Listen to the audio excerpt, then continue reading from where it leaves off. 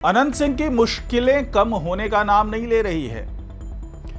मामला गोपालगंज से जुड़ा हुआ है। पिछले कई दिनों से ये मामला चल रहा है। 2 मई में ये समारोह होता है वहां पर, और वहां से जो वीडियो वायरल होती है उसको लेकर के अब नामजद आरोपी बनाए गए हैं अनंत सिंह।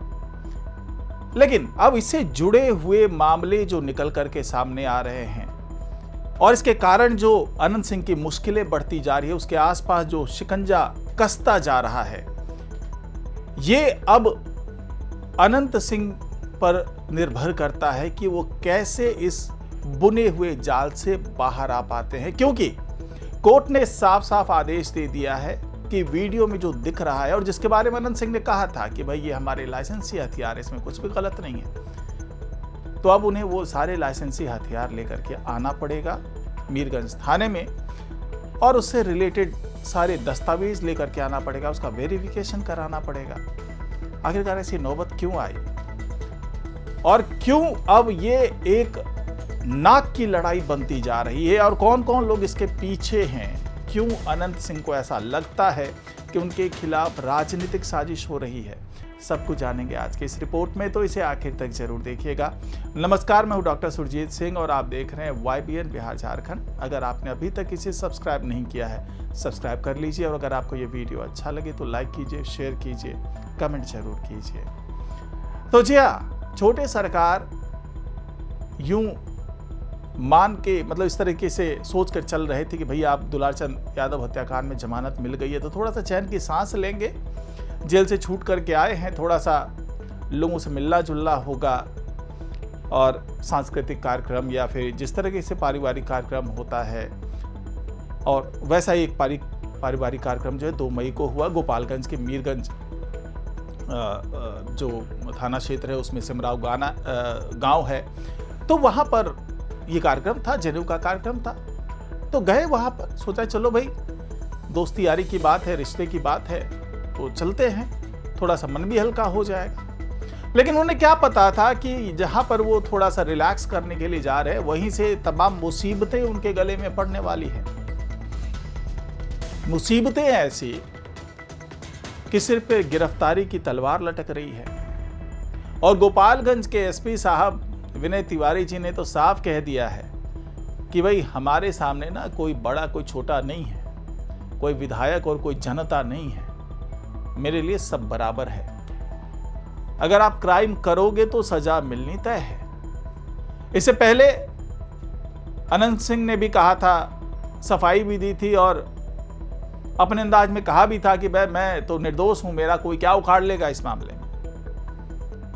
तो क्या विनय तिवारी को यह बात बुरी लग गई? क्योंकि जो डांसर उस वक्त मौजूद थी उसने भी कहा कि ऐसा कुछ भी नहीं हुआ जैसा दिखाया जा रहा है, जिस तरह से वीडियो वायरल किया जा रहा है, ना वहाँ अश्लीलता हो रही थी, ना गाने पर बंदूक लहराए जा रहे थे। अनंत सिंह ने भी कहा कि भाई मैं तो वहाँ पे 7 बजे से लेकर के 10 बजे के बीच में था, उसके बाद मैं 10 बजे तो अपने घर आ गया, अपने कमरे में सोने के लिए चला गया। अब उसके बाद क्या हुआ हमें क्या पता। तो अगर मामला थोड़ा सा ठंडा करने की बात होती कि भाई चलो ऐसी कोई बात नहीं है, कोई गलतफहमी हो गई, लेकिन ऐसा हो नहीं रहा है। मामला धीरे धीरे जो तूल पकड़ता जा रहा है। जिस तरीके से FIR दर्ज कराया गया, 9 लोगों को नामजद आरोपी बना लिया गया, जिसमें अनंत सिंह हैं और गुंजन सिंह जो कि भोजपुरी गायक हैं, उनका नाम शामिल है। उन लोगों को जिस तरीके से अब इस पूरे मामले में तमाम कार्रवाई का सामना करना पड़ रहा है। पहले सोच रहे थे अनंत सिंह के भाई चलो कोई बात नहीं है, FIR दर्ज हो गई है तो इसमें बात करके सारी चीज़ें थोड़ी सी आसान कर ली जाएगी।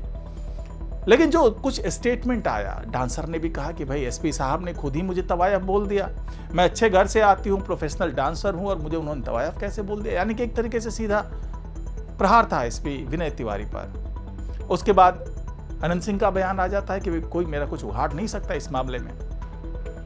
तो फिर विनय तिवारी को लगा होगा, ऐसा मैं कह नहीं रहा कि लगा ही होगा, ऐसी चर्चा है कि शायद ये बात अब विनय तिवारी को चुभने लगी है और अब ये नाक की लड़ाई बना ली है उन्होंने कि भैया अगर FIR दर्ज हुआ है तो इसके हर पहलू की जांच होगी। और जिस तरीके से कोर्ट में मामला गया और कोर्ट ने साफ साफ कह दिया कि मैं कोई अग्रिम जमानत नहीं देने जा रहा, मैं गिरफ्तारी पर स्टे नहीं लगाने जा रहा। हाँ, सुनवाई जब तक होगी तब तक चीज़ें थोड़ी सी यथास्थिति बरकरार रखें और जिस तरीके से केस डायरी उन्होंने मंगवा ली, जिस तरीके से जो जांच रिपोर्ट है उन्होंने मंगवा ली कोर्ट ने, तो ये अब माना जा रहा है कि इस मामले को बहुत ही गंभीरता से देख रहा है कोर्ट और बहुत संजीदा तरीके से पूरे मामले की जांच होगी। और जिस तरीके से एसपी साहब ने भी कह दिया कि भाई अगर इस वेरिफिकेशन के दौरान, क्योंकि जो तमाम लाइसेंस है, जो दस्तावेज हैं उपयोग के, वो सारे चेक किए जाएंगे। मीरगंज थाने में 15 तारीख तक जमा करवाना है अनंत सिंह को और उसके बाद जांच की जाएगी। दूसरी तरफ जो इनके वकील ने कहा था कि भाई वीडियो के साथ छेड़छाड़ की गई है, तो उसकी भी फॉरेंसिक जांच चल रही है, फिर बैलिस्टिक जांच होगी, हथियारों की भी होगी।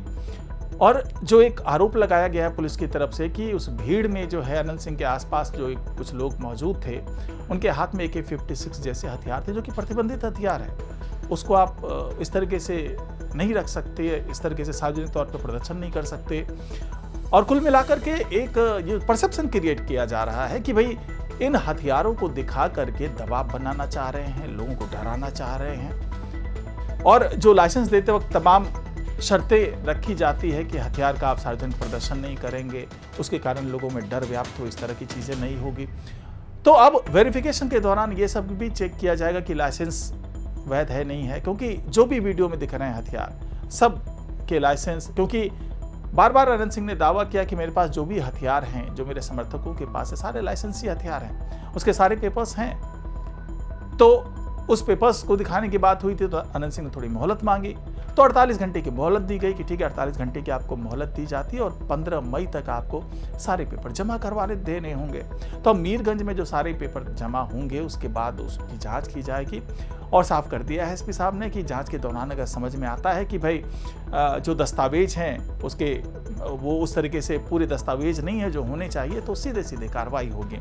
यानी कि जो गिरफ्तारी की तलवार है अब लटकने लगी है अनंत सिंह के ऊपर में। ये अलग बात है, दावे अनंत सिंह पूरे कर रहे हैं कि भैया हमारे खिलाफ ऐसा कुछ हो नहीं सकता, हम निर्दोष हैं, हमें कोई दिक्कत नहीं है, हमारे पास हर चीज़ है, हर चीज़ का साक्ष्य है और हमने कुछ भी गलत नहीं किया। तो ये तो अनंत सिंह का दावा है, लेकिन जब पुलिस अपने पे आ जाती है तो वो तमाम क्योंकि FIR दर्ज हो रहा है, एक विधायक के खिलाफ हो रहा है, चर्चित विधायक है, दबंग विधायक है, अगर FIR दर्ज की गई है तो जाहिर सी बात है कुछ ना कुछ तो आधार होगा ही। हालांकि अब अनंत सिंह ये कह रहे हैं कि भाई, और इनके जो समर्थक हैं वो भी कह रहे हैं कि भाई जो सारी चीज़ें हैं वो राजनीतिक साजिश का एक परिणाम है और जिस तरीके से ये बाहर आए थे कुछ लोगों को हजम नहीं हो रहा है और जानबूझ करके लगातार इस तरीके से हालात बनाए जा रहे हैं ताकि इनको वापस जेल भेजा जा सके। और जो एक राजनीतिक धरातल तैयार करना चाह रहे हैं अनंत सिंह, अपने बेटे के लिए तैयार करना चाह रहे हैं, मुकामा में वो लगातार अब लोगों से मिल रहे हैं और ये माना जा रहा है कि आने वाले कुछ दिनों में वो अब अपने बेटे के लिए अच्छी एक वो तैयार करना चाह रहे हैं, धरातल तैयार करना चाह रहे हैं। तो अब जो ये घटना हुई है वो अनंत सिंह के लिए परेशानी बढ़ाने वाली घटना है। उनके समर्थकों में भी बेचैनी है, दावे लगातार किए जा रहे हैं, लेकिन कोर्ट तो साक्ष्यों के आधार पर ही कोई फैसला लेगा, उसी की कसौटी पे तौला जाएगा कि क्या सही है क्या गलत है। तो फिलहाल आज की रिपोर्ट में इतना ही। नमस्कार।